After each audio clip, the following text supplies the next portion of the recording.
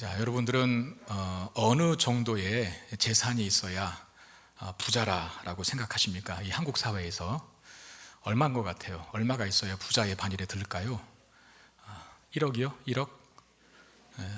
아까 1억 그랬더니 2부에 이러더라고요. 제가 어렸을 적만 해도 복권 같은 거 당첨되면 상금 1억 원 이렇게 했었거든요. 굉장히 큰 돈이고, 야, 저 1억만 있으면 내가 평생을 일 안 해도 먹고 살겠다, 이렇게 생각되는 어마어마한 금액이었는데 1억 그랬더니 그냥 하더라고요. 그럼 10억 정도 있으면 부자의 반열에 들까요? 10억? 어떻게 생각하세요? 지난해, 그러니까 2022년 12월 말이었습니다. KB 경영연구소, KB니까 국민은행인 것 같은데, 경영연구소의 한국 부자 보고서에 따르면 결과론적으로 총 자산이 100억이 넘어가면 실질적인 부자로 인식된다라고 하는 발표를 했습니다. 그 100억 중에 이제 50억 정도는 이제 금융 자산이어야 한다 그래요. 그러니까 은행에 있는 돈 또는 주식 같은 거겠죠. 여러분들은 어떻습니까? 100억 있으십니까? 네. 정말 100억을 가지면 자기가 부자라고 생각할까요? 100억을 가지면 내가 부자라고 생각할까? 저는 그런 생각 해봤어요. 100억이 한국 사회에서 부자의 반열에 설 수 있는 금액이라고 한다면 100억을 만약에 소유한 사람은, 그 총 자산이 100억인 사람은 자신을 부자로 알고 있을까라고 하는 질문. 부자라고 하는 말의 단어를 제가 이제 그 사전적 정의를 봤는데, 재물이 많아 넉넉하게 사는 사람이라는 뜻이라고요. 재물이 많아서 넉넉하게 사는 사람.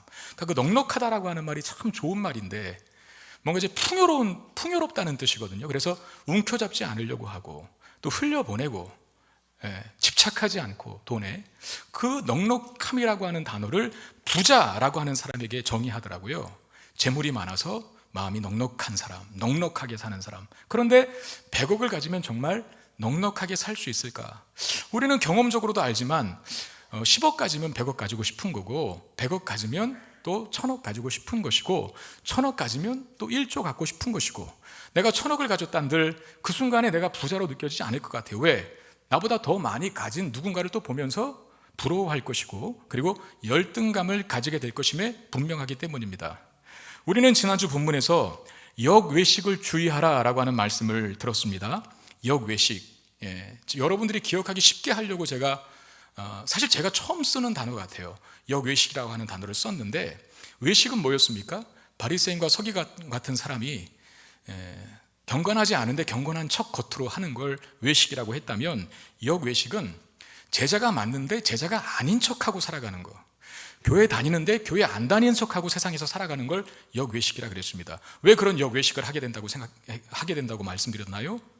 만약에 내가 믿음을 가지고 예수 믿고 교회를 다니는 것을 사회적으로 반겨주는 분위기라고 한다면, 너 교회 다녀? 와, 박수 쳐준다면 숨길 이유가 없죠. 당당하고 떳떳하게 밝히면서 회사 생활을 하겠죠.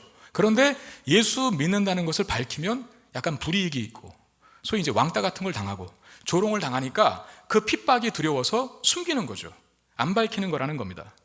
오늘 본문은 그래서 하나님 앞에 내가 신실하지 못한 반응들, 여러분, 내가 하나님 믿는 사람이라면 하나님의 입장에서 나를 드러내는 게 원하시는 것이지, 내가 하나님 믿는 사람이라는 것을 감추고 산다면 하나님 마음이 어떻겠어요?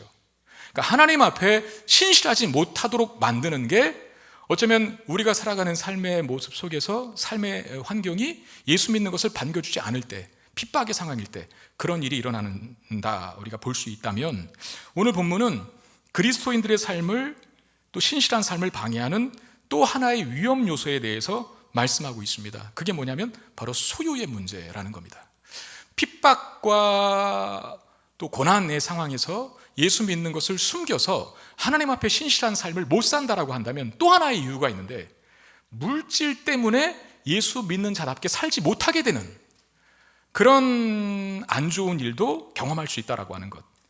그러니까 이제 소유의 문제인데, 더 구체적으로 얘기하면 물질의 문제고, 더 적나라하게 얘기하면 돈 때문에 예수 믿는 삶을 제대로 못 사는 이런 일들이 나타날 수 있다는 사실을 사실상 경고하는 게, 말씀하는 게 오늘 본문의 내용이거든요. 오늘 본문에는 어떤 사람이 나타나요. 어떤 사람이 예수님께 나와서 자신의 형에게 유산을 좀 나와 공정하게, 공평하게 분배시켜 달라, 그렇게 말해 달라고 예수님께 요청하는 것으로 시작이 됩니다. 그러니까 아마도 이 동생으로 보이는 이 사람이 그러니까 유산 분배에 있어서, 아버지 유산 분배에 있어서 불공평한 대우를 받은 것 같아요. 그러니까 예수님께 와서 소위 이제 고자질을 하면서 형 좀 혼내주세요. 형이 공평하게 재산을 안 나눕니다라고 그렇게 예수님 좀 말씀해 주셔서 공평하게 재산 나눌 수 있도록 해주시오라고 예수님께 부탁한 것 아닙니까? 그러니까 당시의 법은 형이, 장남이 아버지 유산의 3분의 2를 갖고 3분의 1을 동생이 갖는 것이 그게 법입니다. 근데 예수님께서 이 동생이 나와서 형에게 재산 분배를 공평하게 해달라고 하는 요구에 대해서 예수님이 우리가 금방 봤지만 알겠다고 가셨습니까? 아니면 거절하셨습니까? 거절하셨어요. 왜 거절하셨냐 하면 사실상 형이나 동생이나 똑같은 문제를 지금 갖고 있는데 그 더 근원적인 문제를 지적해 주시기 위함이거든요. 그 근원적인 문제가 뭘까요? 바로 탐심의 문제가 그겁니다. 자, 15절 말씀 보시면 그들에게 이르시되 삼가 모든 탐심을 물리치라. 사람의 생명이 그 소유에 넉넉한 데 있지 아니하니라 그랬어요. 여러분 한번 보세요. 형은 더 가지려고 하고, 그러니까 동생이 왔잖아요. 예수님 형 좀 혼내주세요. 공정하게 유산을 안 나눕니다. 그러니까 형은 더 가지려고 하는 자의 위치에 있고, 그럼 동생은 그것도 잃어요. 그럼 뭡니까? 하나라도 손해를 안 보려고 하는 심산이고, 그러니까 싸우는 거죠. 만약에 둘 중 하나가 양보했다면 형이 공정하게 재산을 분배하고 동생은 형이 좀 많이 가졌어도 에이 괜찮아 뭐 그까짓 거 형 많이 가지세요 라고 그냥 웃어 넘겼다면 안 싸울 일이에요. 근데 둘이 싸우고 있거든요. 그럼 두 사람 안에 있는 문제는 뭡니까? 똑같이 가지고 있는 문제가 탐심이라는 거예요. 탐심. 형도 탐심이 있고 동생도 탐심이 있고, 둘 중 하나가 탐심에서 자유했다면 이런 갈등이, 형제 간의 갈등이 생기지 않았을 거라는 겁니다. 예수님 바로 그 탐심을 경계하라고 하십니다. 그럼 탐심을 경계하라 라고 하는 이유는 무엇 때문일까요? 그 소유가, 그 물질이, 그 돈이 하나님의 자리를 대신할 수 있기 때문에 그렇습니다. 탐심을 주의하라, 경계하라, 물리치라 라고 하는 말, 그 소유가, 그 물질이, 그 돈이 하나님의 자리에 앉힐 수 있기 때문에, 하나님의 자리에 앉을 수 있기 때문에 경계하라는 거죠. 여러분, 소유가, 우리의 물질이 신이 되었을 때, 하나님의 자리에 앉았을 때 그리스도인답게 살아가는 우리의 삶이 방해를 받을 수밖에 없다는 것은 뭐 당연한 규결 아니겠습니까? 하나님이 우리의 왕이 되어야지 물질이 하나님이 되면 그리스도인답게 사는 삶을 그 물질 때문에 어떻게 살 수 있겠어요? 그러니까 그 물질 때문에 그리스도인답게 살아가는 삶을 방해받는다는 건 당연한 결과일 겁니다. 예수님께서 드신 비유가 이 사실을 더욱 구체적으로 알게 하는데, 비유의 내용에 대해서 이제 예수님께서 말씀하셔요. 한 비유를 이야기하는데 그 비유의 내용은 이렇습니다. 우리 금방 읽은 대로 너무 쉽죠? 부자 한 사람이 있었어요. 한 부자가 있었는데 이 부자의 밭에 아주 풍성한 소출, 수확이 거두어집니다. 너무나 많은 수확이 거두어지다 보니까 이미 부자인 그 사람에게 이제는 그 부를, 즉 곡식을 쌓아둘 곳이 없는 거예요. 쌓아둘 데가. 그래서 부자가 생각해낸 것이 뭐였습니까? 더 큰 곡간을 짓겠다. 더 큰 창고를 져서 그곳에 모든 곡식과 물건을 다 쌓아두는 것이었다. 이게 이제 부자가 생각해둔 방법이었거든요. 자, 부자가 이렇게 잔뜩 쌓아두기만 하는 이유는 무엇 때문일까요? 왜 그렇게 자꾸 쌓아두기만 할까요? 19절에 보니까 그 답이 있는데, 또 내가 내 영혼에게 이르되 영혼아 여러 해 쓸 물건을 많이 쌓아두었으니 평안히 쉬고 먹고 마시고 즐거워하자 하리라 하되 그랬어요. 영혼을 평안히 쉬게 하고 기쁨과 만족을 얻게 하려는 목적에서 쌓아둡니다. 왜 이렇게 쌓아두지? 목적, 영혼의 안식을 얻고 그 다음에 즐거움과 만족을 얻기 위해서. 그러니까 이 부자는 자꾸 쌓아두는 이유가 영혼의 안식을 얻기 위함인데, 그 방법이 뭐냐면 물질을 많이 쌓아두면 영혼의 안식이 올 줄 알았어요. 삶이 평탄해질 줄 알았어요. 즐겁고 기쁘고 만족스럽게 바뀔 줄 알고 물질을 그렇게 쌓아댄 겁니다. 그렇다면 정말 그의 많은 소유가 그렇게 잔뜩 쌓아놨는데 그렇게 잔뜩 쌓아둔 소유가 그의 영혼을 편안하게 쉬게 해주는가 하는 건데, 20절 말씀을 한번 볼까요? 20절 말씀 같이 읽겠습니다. 시작. 하나님은 이르시되 어리석은 자여 오늘 밤에 내 영혼을 도로 찾으리니 그러면 내 준비한 것이 누구의 것이 되겠느냐 하셨으니. 자, 물질을 많이 쌓아둔 목적과 이유가 무엇 때문이라고요? 영혼의 안식을 얻기 위해서, 편안한, 평탄한 그리고 만족스러운 삶을 살기 위해서 물질을 많이 쌓아뒀는데, 근데 물질을 많이 쌓아둔 결과가 영혼의 안식을 줍니까? 못 줍니까? 못 줍니다. 왜? 하나님이 그 영혼을 도로 찾으셨기 때문에 그렇습니다. 하나님이 그 영혼을 도로 찾으셨다는 말은 뭐예요? 간단하게 이야기하면 생명을 거두어 가셨다는 뜻이죠. 그의 생명을 거두어 가신 것. 그러니까 이 부자는 많은 물질이 자신의 생명을 지켜줄 줄 믿고 있었죠. 그런데 그토록 많은 물질을 쌓아두었음에도 불구하고 생명을 지키기는커녕 빼앗겼어요. 특별히 오늘 밤 내 영혼을 도로 찾으리니라 그랬거든요. 그 오늘 밤 내 영혼을 도로 찾겠다라고 하는 말에 그 오늘 밤은 언제입니까? 지금 부자가 이제 됐다 이렇게 쌓아뒀으니까 이제부터는 내가 내 영혼의 편안한 안식을 누리게 하고 내 영혼으로 하여금 그리고 이제 즐거워하고 먹고 마시고 누리겠다 했던 그날 밤에 생명을 거두어 가시죠. 그러니까 그 많은 소유가 하루도 자신의 생명을 지켜주지 못한 거예요. 그 많은 물질이 자신의 생명을 지켜주리라고 믿었는데, 그래서 그토록 쌓아왔는데 단 하루도 그 물질이, 많이 쌓여진 그 물질이 자신의 생명을 보호해주지 못했다는 걸 오늘 본문 속에서 확인합니다. 근데 그의 생명을 누가 찾으셨다고 합니까? 하나님이 찾으셨다고 했어요.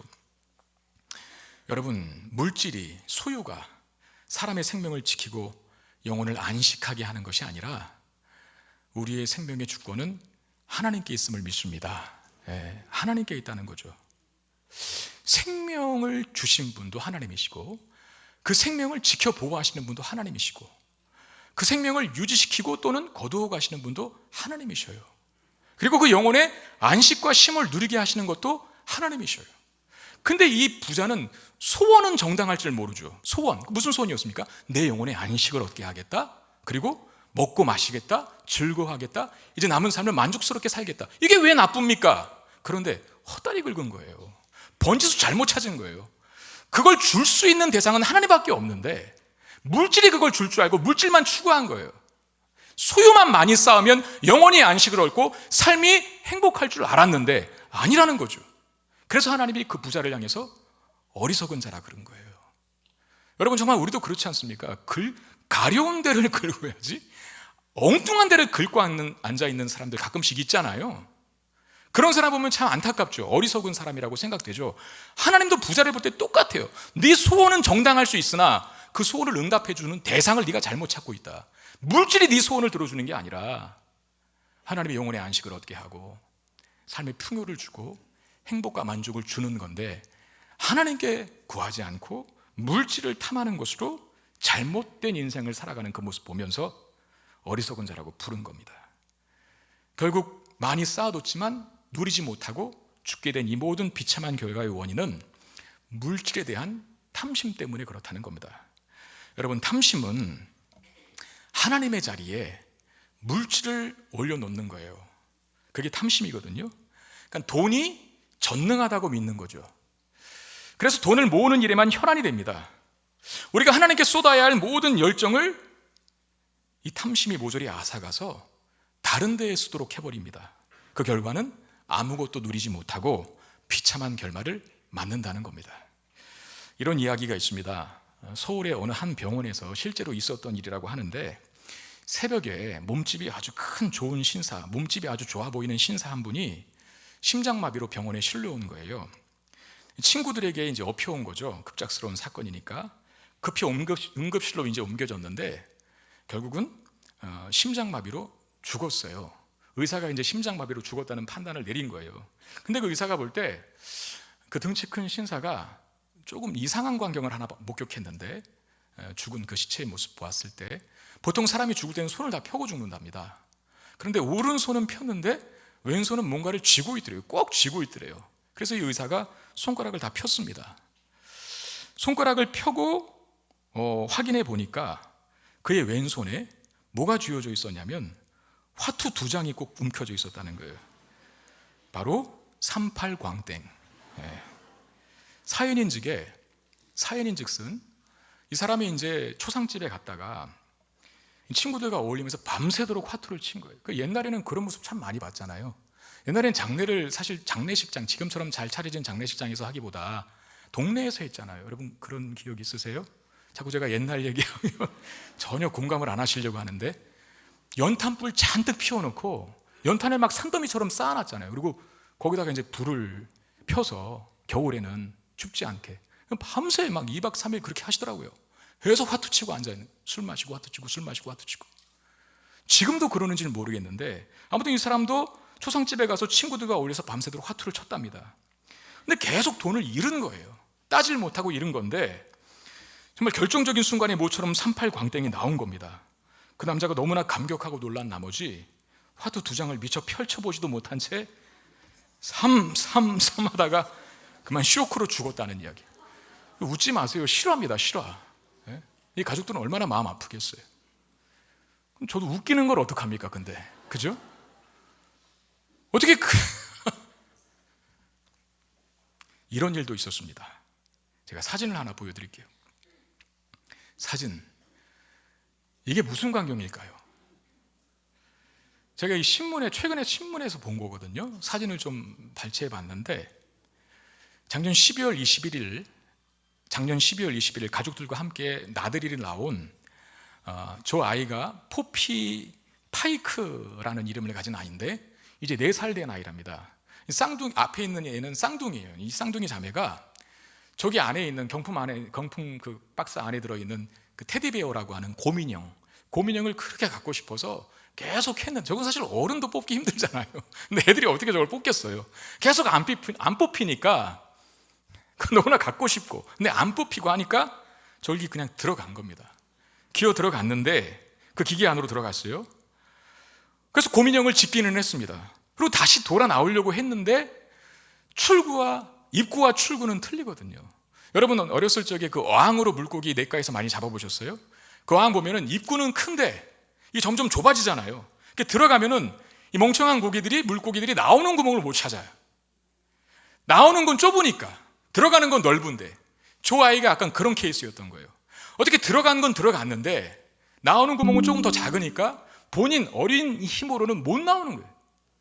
그래서 이제 막 울고불고 난리가 났는데, 뭐 결론적으로는 아버지가 보고 구조를 했다고 하는데, 여러분 우리가 자칫 잘못하다가 38 광땡 짓고 333 하다가 쇼크사로 죽는 그런 어리석음을 범할 수도 있고, 재물의 탐심을 주체하지 못하여 계속 추구하다 보면 저렇게 난처한 상황, 저 상황이 지금 아니잖아요. 저렇게 살면 안 되잖아요. 저런 상황에 놓을 수 있게 된다는 걸 우리에게 하나 시사점으로 보여준다고 생각해요. 소유에 대해서 잘못된 태도를 가지면 그것이 우리의 그리스도인다운 삶을 망치게 됩니다. 이제 사진 내리세요. 여러분 오늘 본문에도 동생이 사실 형을 예수님께 고발하고 있는 것 아닙니까? 그럼 뭐 좋은 관계 속에서 예수님께 왔겠어요? 예수님에게 오기까지 그 형하고 얼마나 대판 싸웠을까 생각해 보셨어요? 그건 충분히 예측할 수 있는 일이거든요. 형이 왜 이렇게 많이 갔냐고, 동생에게 뭐 형은 또 네가 뭔데 난리치냐고 하면서 뭐 형제고 뭐고 없는 그런 관계가 되어버리지 않았을까요? 그러니까 최종적으로 예수님께 와서 좀 형님 좀 혼내주세요 라고 말하는 건데, 이 관계가 파괴된 거잖아요. 탐심으로 인해서. 형에게 있는 탐심, 동생에게 있는 탐심, 누구 하나 탐심에서 자유로웠으면 갈등과 불화와 다툼이 생기지 않았을 텐데,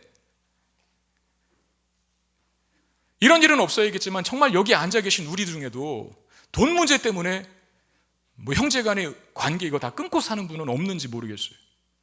뉴스나 신문에 보면 심심치 않게 그런 기사들이 가끔씩 뜨잖아요. 뭐 돈 때문에 형이 동생을 죽였다, 돈 때문에 동생이 형을 죽였다라든지, 돈 때문에 부모를 부모로 생각하지 않고 가족하고 등지고 사는 그런 비참한 일들이 우리 가운데도 얼마나 많이 일어납니까? 교회 안에서도 물질로 인한 다툼이 얼마나 많이 일어나요. 사실 탐욕이라 그래서 물질, 소유, 돈, 그게 직접적으로 연결되겠지만 또 다른 것일 수도 있겠죠. 그 또 다른 무언가 때문에 내가 양보하지 못하고 배려하지 못하고 품어주지 못하고 받아주지 못해서 자꾸 부딪히는 거죠. 그 욕심을 내려놨다면, 한번 양보했다면, 배려했다면 다툼과 갈등이 생기겠습니까? 교회 안에서의 싸움들 보면 그런 탐욕 때문에 일어나는 문제들이 많다는 거예요.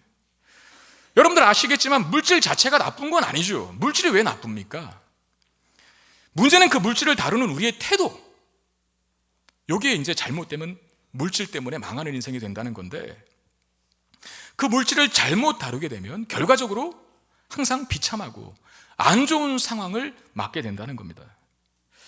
우리는 탐심의 위험성을 잘 알고 있습니다. 성경도요, 구약 성경이든 신약 성경이든 간에 탐심에 대한 문제에 대해서, 물질에 대한 욕심에 대해서 굉장히 많은 경고를 해요. 심지어 하나님과 돈을 대등한 관계에 놓고 이거 믿으면 이거 못 믿고 이거 믿으면 저거 못 믿는다라고 바울이 그렇게 얘기하거든요. 그러니까 하나님과 돈을 같이 섬길 수 없다라고 하는 것은 돈도 그만큼 강력한 영향력과 힘을 가지고 있다는 뜻인데, 우리는 그래서 그 위험성을 구약이든 신약 성경이든 너무나 많이 들어서 잘 알고 있습니다. 저 같은 목사가 이런 본문을 가지고 탐심을 주의하라 경계하라라고 하면서 우리 조심합시다라고 얘기를 할 때, 여기 앉아 계신 성도님 중에 그거 수긍하지 않을 분이 어디 계십니까? 아, 맞아, 돈 잘 다뤄야지, 물질 조심해야지, 욕심 갖지 말아야지, 다 공감하시고 수긍할 거예요. 근데 문제는 뭡니까? 우리가 현실 살아가는 삶 속에서 이 탐심의 문제를 극복하기가 참 쉽지 않다는 거죠. 왜 그럴까요? 여러분, 탐심의 기저에 있는 또 다른 문제가 하나 더 있는데, 탐심을 발생시키는 또 다른 문제가 있습니다. 그게 뭐냐면 불안과 염려입니다. 불안과 염려. 바로 그 불안과 염려의 문제를 해결하기 위해서 더 많은 물질을 소유하려고 드는 거죠. 여러분, 이 비유에 나오는 부자를 한번 보십시오. 그는 이미 부자로 소개되고 있습니다. 그러니까 가난했는데 농사를 지었더니 어마어마한 소출을 얻어서 부자가 되었다라고 말한 게 아니라, 한 부자가 이미 부자인데 더 부자가 된 거예요. 큰 소득을 얻었습니다. 이미 창고에 다 쌓아둘 수 없을 만큼 많은 곡식을 거두었습니다. 그런데 그의 방법은 더 큰 창고를 만들어서 더 많이 얻은 곡식도 더 쌓아두려고 하는 것으로 판단하고 그렇게 생각대로 행동하죠. 왜 이렇게 이 부자가 쌓아두는 것에 집착할까? 불안하기 때문에 그래요. 불안하기 때문에. 그 불안함의 문제를 해결하기 위해서 더 많은 물질을 쌓아두려 합니다. 여러분, 이건 사실상 하나님 믿지 않는 사람들의 실존적인 문제와도 같습니다. 불안함이라는 게. 여러분, 하나님 없는 인생은 늘 불안합니다. 그 불안한 마음을 더 많은 물질을 쌓아두는 것으로 해결하려고 하죠. 불안한 마음을 더 많은 물질을 쌓아두는 것으로 해소하려고 하는데, 근데 그게 해소가 될까요? 불안한 마음이 사라질까요? 사라지지 않습니다. 왜? 제가 언젠가도 말씀드렸죠. 무적행은 지옥에만 있는 게 아니라 우리 안에도 있다고. 무적행이 뭐예요? 끝없는 구멍, 영원한 구멍, 무한한 구멍. 그게 우리 마음속에도 있거든요. 근데 그 무한한 구멍을 유한한 가치인 돈으로 메꾸려다 보니까 그게 메꿔지겠어요? 메워지겠습니까? 무한한 구멍이면 무엇으로 메울 수 있는 겁니까? 무한한 분이 들어와야 메꿔지는 거거든요. 영원한 구멍, 끝없는 구멍이면 영원하고 무한하시고 끝이 없고 한이 없으신 그분이 누굽니까? 하나님이 우리 마음속에 들어와야만 그 무적행이 메워줄 수 있는 건데, 하나님 믿지 않는 인생들은 그래서 늘 불안해요. 늘 불안하니 그 불안함을 해결해야 되겠는데, 해결하는 방법이 물질을 대안으로 삼은 거예요. 물질을 많이 쌓고 물질을 많이 소유하면 그 불안함이 해소될 줄 알고, 근데 안 된다는 겁니다. 끝이 없는 구멍은 영원하신 하나님만 메울 수 있다는 거. 바로 여기에 탐심의 문제를 극복하는 열쇠가 있습니다. 우리 마음의 보좌에 하나님이 앉아 계시게 해야 돼요. 우리 마음의 중심에, 우리의 내면, 우리의 영혼, 우리의 인생의 왕으로 하나님을 모시고 그렇게 하나님을 인정해 드려야 한다는 겁니다. 우리가 지난주 본문에서 예수를 믿는 것이 환영받지 못하는 상황에서 예수 믿는다는 정체성을 당당하게 드러내며 살아갈 수 있는 방법 두 가지를 배웠었어요. 하나는 부정적인 방법이 있고 하나는 긍정적인 방법이 있다 말씀드렸는데, 부정적인 방법은 뭐였습니까? 결국 예수 믿는 것 때문에 당하는 어떤 핍박과 어려움이 있을 때, 핍박하는 자는 결국 최고의 핍박은 뭐까지밖에 못한다 그랬어요? 죽이는 것밖에 못한다 그랬죠. 그런데 그 죽이는 것밖에 못하는 세상을 두려워하지 말고 죽일 수도 있고 영혼을 지옥에도 던질 수 있는 그분을 두려워해라. 그러면 핍박의 상황 속에서도 너의 그리스도인 된 정체성을 숨기지 않고 당당하게 살 것이다. 살 수 있을 것이다. 왜? 세상 두렵지 않고 하나님을 더 두려워하니까. 이게 이제 부정적인 방법이라 그랬고, 긍정적인 적극적인 방법은 뭐라 그랬습니까? 하나님은 우리를 귀히 여기신다는 거예요. 참새 5마리를 두 아사리온에 살 수 있다 그랬는데, 그 두 아사리온은 아주 작은 소액 동전 화폐단이라 그랬거든요. 그럼 참새는 얼마나 가치 없는 겁니까? 그런데 그 참새 한 마리도 하나님의 관심을 갖고 계시대요. 그러면 나의 자녀인, 하나님의 자녀인 우리에 대해서는 얼마나 큰 사랑과 관심을 갖고 계시겠니? 라고 말씀하시면서 우리를 향한 하나님의 사랑과 관심의 크기를 무엇까지도 다 세심받으셨다고 가르쳐 주셨습니까? 그렇죠. 머리털까지도 다 세심받으셨다. 하나님이 우리를 향한 관심과 사랑이 지대하시다는 사실을 알라는 겁니다. 그걸 알 때 우리는 핍박의 상황 중에서도 우리의 정체성을 숨기지 않고 하나님께 신실한 삶을 살 수 있게 된다는 거. 이게 지난주 말씀이었습니다. 여러분, 탐심의 문제도 마찬가지예요. 탐심의 문제도. 탐심은 불안한 마음이 근본 원인이거든요. 그 불안한 마음을 없애기 위해서 물질이라는 것에 집착하게 됩니다. 그러니까 물질에 대한 과도한 집착이 탐심인데, 문제는 물질로 인간의 안에 새겨진 뻥 뚫려버린 구멍을 메울 수 없다는 거. 그러니까 물질을 아무리 쌓아놓고도 쌓아놔도 이게 안 되는 거예요. 만족이 계속 불안해지는 거예요. 아까 한국 사회의 기준의 부자는 100억이라고 했는데 100억 가지면 정말 부자답게 살까요? 안 그렇습니다. 1000억도 갈급하고요, 1000억 가지면 부자답게 살까요? 넉넉하게 나눠주면서? 안 그래요. 1조 갖고 싶을 거예요. 돈으로는, 물질로는 우리 영혼에 난 구멍을 메울 수가 없기 때문에 그렇습니다. 인간의 불안한 마음을 극복하는 유일한 방법은 우리 인생 전체를 책임져 줄 수 있는 유일한 분이신 하나님을 우리 중심에 모시는 것밖에는 다른 방법이 없어요. 우리에게 생명을 주시는 분 하나님, 우리에게 생명을 주시는 하나님, 우리에게 생명을 주시는 분이 하나님이라면 그 생명을 지켜주시는 분도 하나님이라는 사실을 믿으시길 바랍니다. 그분만이 우리의 영혼의 안식을 보장한다는 사실을 믿으신다면 우리는 물질에 대한 탐심에서 자유로워질 수 있는 것이죠. 하나님이, 아버지 되신 하나님이, 나에게 지대한 관심과 사랑을 갖고 계신 하나님이 나의 인생을 책임져 줄 것이다 라고 믿게 된다면, 다시 말하면 우리 마음과 내면에 하나님으로 가득 채워진다면 우린 불안하지 않을 것이고, 불안이 해결되었으니 탐심의 문제에서 자유하게 된다는 거죠. 지난주 저에게 개인적인 일이긴 합니다만 아주 놀라운 사건이 하나 벌어졌습니다. 저에게 이제 중학교 3학년 아들이 있다는 건 잘 아실 텐데 제가 몇 번 얘기했으니까요. 중학교 3학년 아들이 무슨 바람이 불어서 그런지 모르겠지만 저에게 용돈을 줬어요. 아버지 쓰세요라고 하면서 자그마치 5만 원을 줬습니다. 여러분, 중학교 3학년 아들에게 5만 원 용돈 받은 부모 있습니까? 여기? 저밖에 없을걸요? 5만 원. 그 아이에게 5만 원은 작은 돈이 아닐 겁니다. 큰 돈일 텐데 저에게 용돈하라고 주는 거예요. 쓰시라고. 너무 기뻤어요, 제가. 그래서 며칠 지난 다음에 딸에게 그걸 자랑했어요. 딸아, 아들이 나에게 이렇게 큰 용돈을 줬다라고 했더니 저희 딸이 하는 말, 아빠, 걔 그거 쓸데없어서, 돈 쓸데없어서 준 거예요, 이렇게 말하더라고요. 근데 제가 가만히 생각해 보니까 자주 제 아들에게 한 말이 있습니다. 그게 뭐냐면, 뭐 필요한 거 없니? 용돈 부족하니? 필요하니? 이런 말을 자주 했어요. 그리고 걔는 뭐가 필요하면 엄마에게 요구하고 아빠에게 요구합니다. 그럼 엄마 아빠가 그 필요를 다 채워줘요.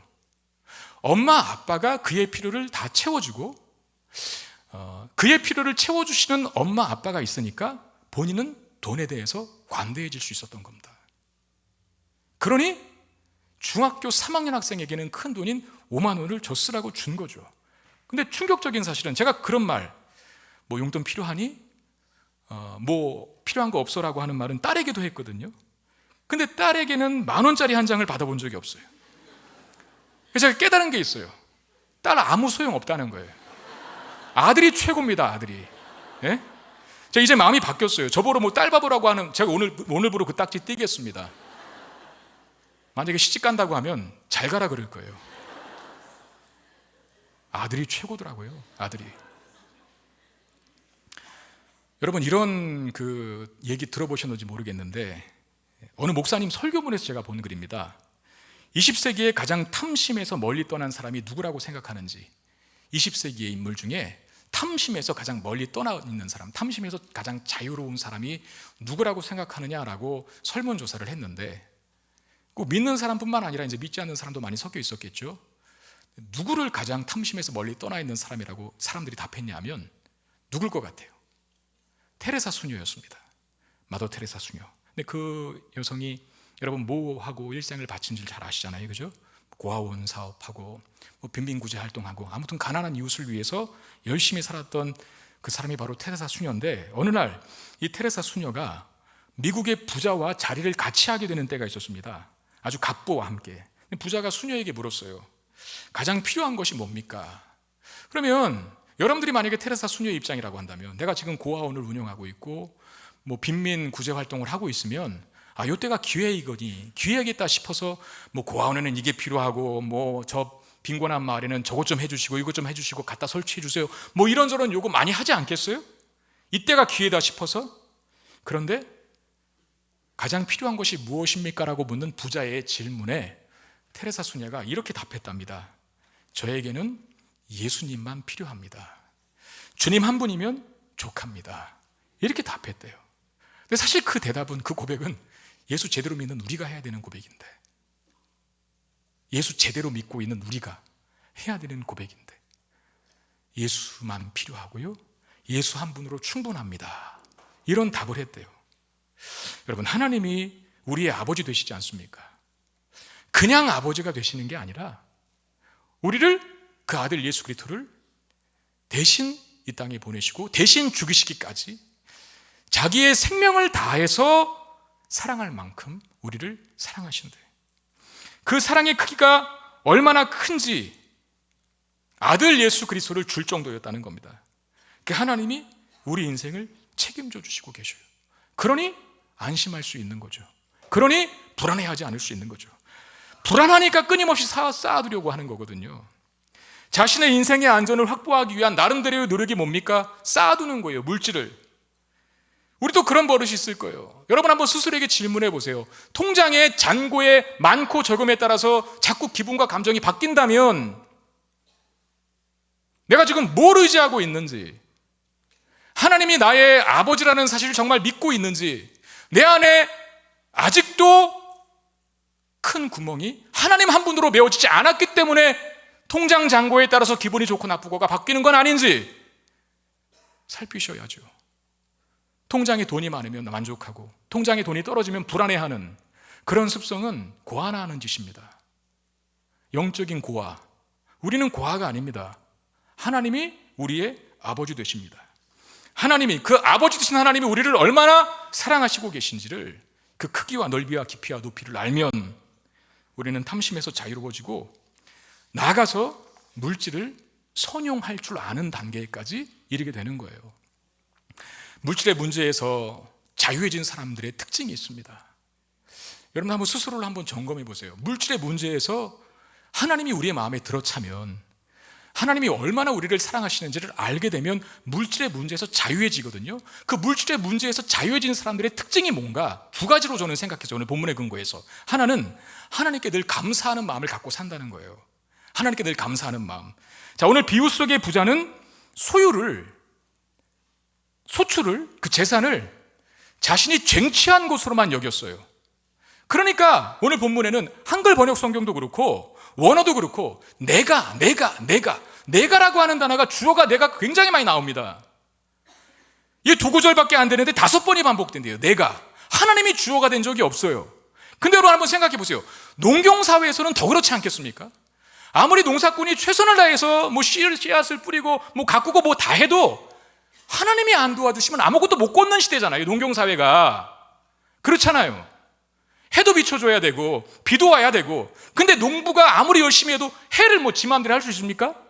비를 지 마음대로 내리게 할 수 있겠어요? 땅의 양분을 잘 먹을 수 있도록 그거 할 수 있겠어요? 못합니다. 그럼 그게 잘 돼서 풍성한 곡식을 거두었다면, 풍년을 거두었다면 그거 누가 도와주신 거예요? 그거 누가 한 겁니까? 하나님이 한 거잖아요. 그런데도 주어는 하나님이 한 번도 안 나와요. 내가만 나와요. 감사하지 않습니다. 하나님께서 나에게 주신 것을 알고 있는 사람들은요, 그 첫 번째 특징이 입에 감사가 많은 겁니다. 내가라고 하는 주어로 인생을 살지 않아요. 하나님이라고 하는 주어로 인생을 살죠. 하나님이 나에게 주신 것이라고, 하나님이 나에게 베푸신 은총이라고, 하나님이 나에게 부족한 나에게 맡기신 것이라고, 그렇게 고백하면서 감사의 고백이 끊이지 않는 거예요. 이게 물질의 문제에서 자유해진 사람들의 첫 번째 특징이라면, 두 번째 특징은 그와 이어지는데, 연결되어 있는데, 하나님이 나에게 주신 것을 알고 감사한 사람은요, 주어진 것을, 그게 물질이든 어떤 소유든 간에 하나님의 뜻대로 사용하려고 합니다. 하나님의 뜻대로. 여러분, 은사는 반드시 사명으로 이어져야 합니다. 그래서 여러분 그런 말 들어보셨죠? 내가 받은 은사가 있는데 그걸 하나님의 영광을 위해서 사용하지 않으면 거두어 가신다 그래요. 그렇죠. 은사는 계속 사용해야 발전되는 거거든요. 근데 은사를 안 사용하면 은사를 거두어 갑니다. 그리고 은사는 다양합니다. 교회를 그리스도의 몸이라고 했는데 우리 각자를 지체라고 했어요. 그럼 우리가 몸된 교회를 세우기 위해서는 각각 다 다른 은사를 가지고 있어야 돼요. 은사는 획일적이지 않습니다. 다 손이면, 다 발이면 나머지 부분은 누가 합니까? 그러니까 은사는 각각 달라요. 제가 이 말씀을 드리는 이유는 물질이라고 하는 것, 소유라고 하는 것을 은사의 관점에서 비춰봤을 때 나는 늘 왜 가난하지? 하나님께서 나를 미워하시나? 하나님께서 나를 저주하셨기 때문에 가난하나? 그게 아니라는 거예요. 그리고 물질을 많이 갖고 있는 사람들은 하나님이 나만 축복하시나? 나만 이뻐하시나? 나만 인정하시냐? 아니라는 거예요. 은사론적 관점에서 봤을 때는 물질도 그 사람에게 준 은사예요. 그러면 은사가 물질이라고 한다면 그 물질을 어떻게 해야 합니까? 쌓아두어야 하죠? 아무것도 하지 말고 있어야겠죠? 아니에요. 은사는 사명으로 이어져야 한다 그랬어요. 그러면 그걸 써야 됩니다. 활용해야 됩니다. 어떻게? 하나님의 뜻대로, 기뻐하시는 방향대로. 비유에 등장하는 부자에게 사명과 역할이 있습니까 지금? 그 사람 할 줄 아는 건 뭐였어요? 계속 부어지는데 그 부어지는 거 가지고 뭐 합니까? 쌓아만 둬요. 쌓아만. 그걸 주신 하나님의 뜻은 안중에도 없습니다. 내 것이라고 생각하면 못 나눕니다. 하나님의 뜻을 위해서 사용 못해요. 근데 하나님이 주신 것이라고 하는 믿음이 있으면, 그리고 하나님께서 나에게 맡기신 것이라고 하는 믿음이 있으면 하나님의 뜻대로 사용하려고 합니다. 요 일을 잘해야 돼요. 근데 요걸 잘 못하면 계속 부어주시는 것이 하나님의 뜻일 수 있는데 감사하지도 않고 하나님의 뜻을 위해서도 사용하지 않으면 너무 제가 죄송한 말씀이지만 거두어 가십니다. 은사 안 쓰면 사라져요. 거두어 가는 것과 똑같아요.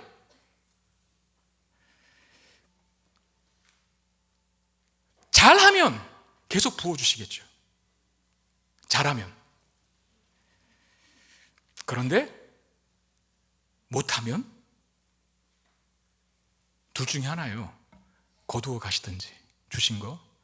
또 하나는 오늘 부자의 모습 못 쓰게 하든지. 이 사람 뭐라 그랬어요? 이제 많이 쌓아놨으니까 내가 오늘부터는 내 영혼의 안식을 위해서 먹고 마시고 쓸 것이다 했는데 썼습니까? 못 썼어요.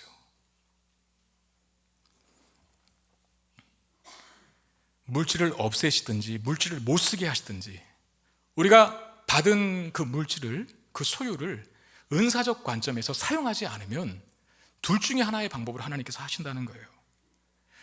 저는 물질이 없어지는 것보다도 있는데 못 쓰게 된 거, 이게 더 비참한 것 아닐까 하는 생각이 듭니다.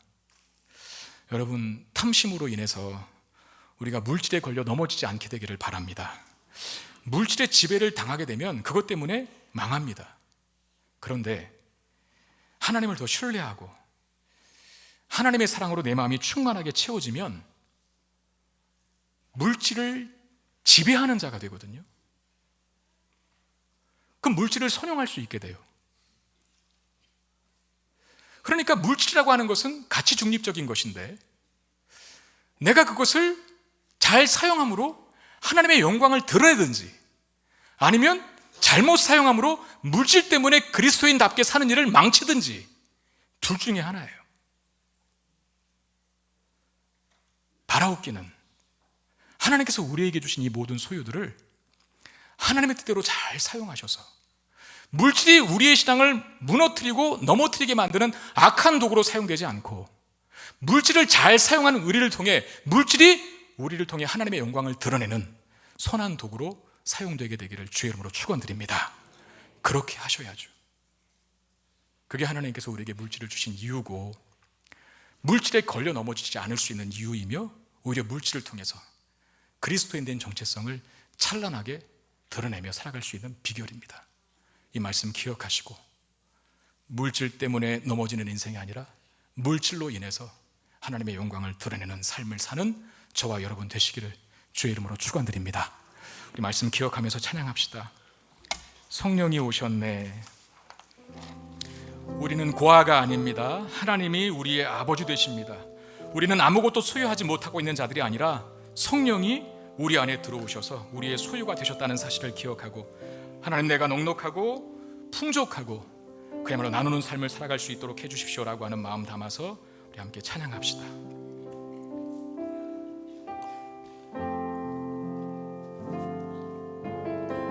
허무한 시절 지날 때 깊은 한숨 내쉴 때 그런 풍경 보시며 단식하는 분이 있네. 고와 같이 너희를 버려두지 않으리. 내가 너희와 영원히 함께하리라. 허무한 시절 지날 때, 허무한 시절 지날 때, 깊은 한숨 내쉴 때 그런 풍경 보시며 단식하는 분이 있네. 고와 같이 너희를 버려두지 않으리. 내가 너희와 영원히 함께하리라. 성령이 오셨네. 성령이 오셨네. 성령이 오셨네. 내 주에 보내신 성령이 오셨네. 우리 인생 가운데 친히 찾아오셔서 그 나라 꿈꾸게 하시네. 억눌린 자 갇힌 자, 억눌린 자 갇힌 자, 자유함이 없는 자, 피난처가 되시는 성령님 계시네. 주의 영이 계신 곳에 참자유가 있다네. 성령이 오셨네. 성령이 오셨네. 성령이 오셨네. 성령이 오셨네. 내 주에 보내신 성령이 오셨네. 우리 인생 가운데 친히 찾아오셔서 그 나라 꿈꾸게 하신 성령이 오셨네. 성령이 오셨네. 성령이 오셨네. 내 주에 보내신 성령이 오셨네. 우리 인생 가운데 친히 찾아오셔서 그 나라 꿈꾸게 십자가, 십자가, 십자가, 십자가, 그 그늘 아래 내 소망이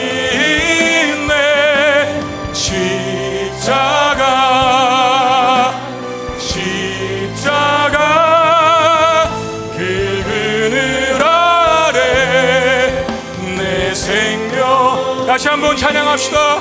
십자가 십자가 십자가 십자가 그 그늘 아래 내 소망이 있네. 십자가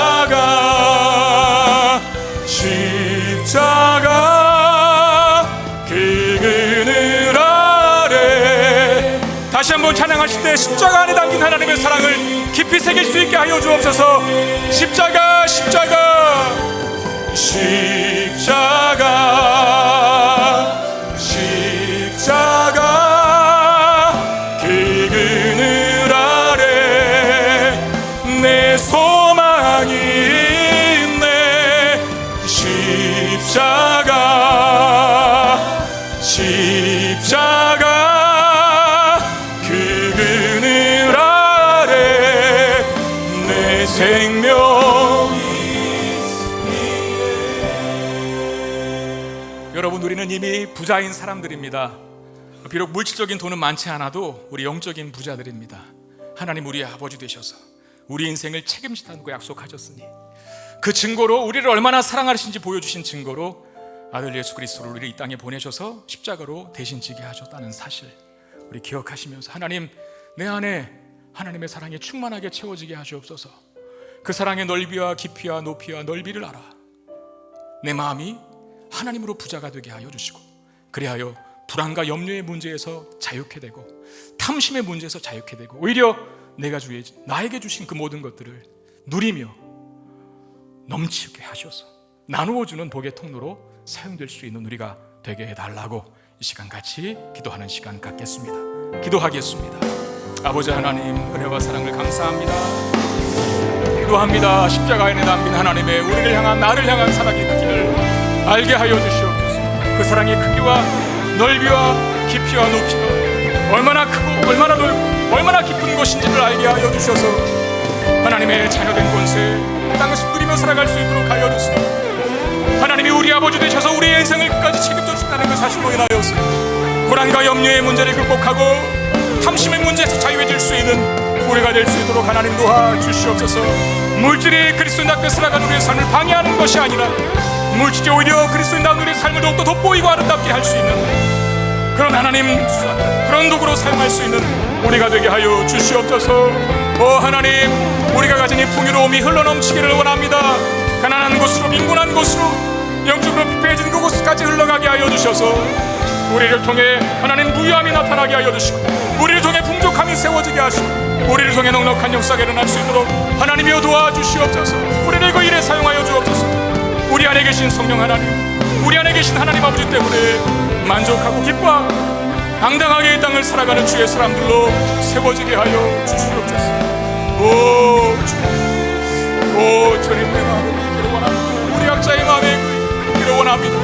주님 은혜 베풀어 주시옵소서. 주님 은혜 베풀어 주시옵소서.